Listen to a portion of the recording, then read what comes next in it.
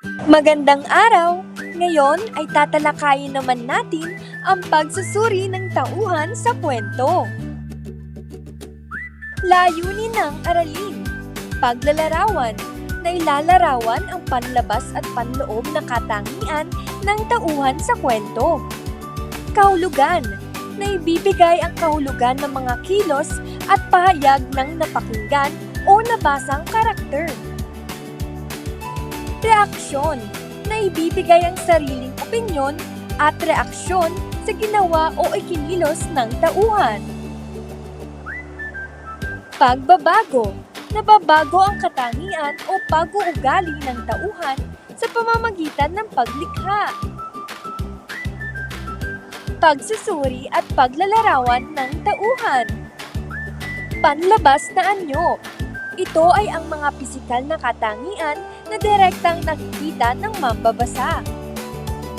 Mukha, tindig at edad ng tauhan. Estilo ng pananamit o kakaibang anyo. Mga ekspresyon at pisikal na gawi. Panloob na katangian. Ito ay tumutukoy sa psikolohikal, moral at emosyonal na aspeto ng tauhan. Ugali, prinsipyo at pinahahalagahan. Saloobin at pakikitungo sa kapwa. Motibasyon sa kanyang mga aksyon sa kwento. Pagbasa sa kilos at pahayag ng tauhan. Sinasabi ng tauhan. Tono, salitang pinipili at paraan ng pakikipag-usap. Ikinikilos ng tauhan. Gawi ng katawan, reaksyon sa krisis at pakikipag-ugnayan. Pahiwatig. Mga subtext o nakatagong kahulugan sa likod ng pananalita.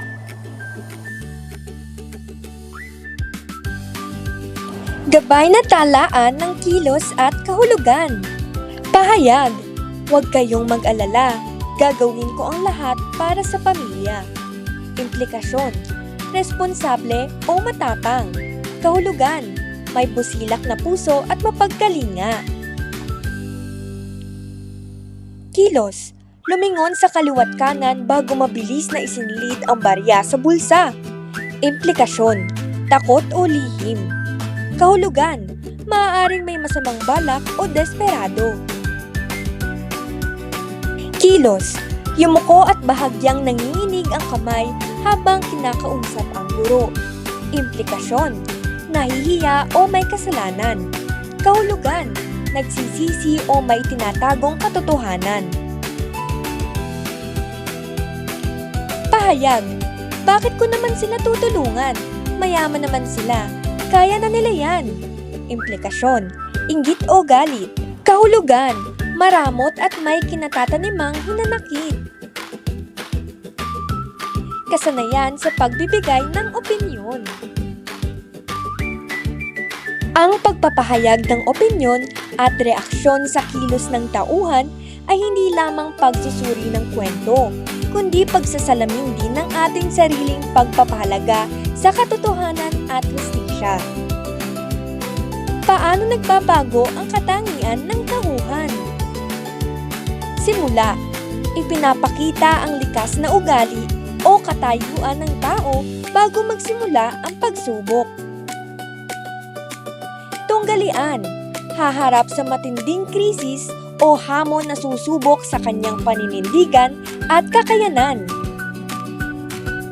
Kamalayan, napagtanto ng tauhan ang kanyang pagkakamali o ang pangangailangang magbago.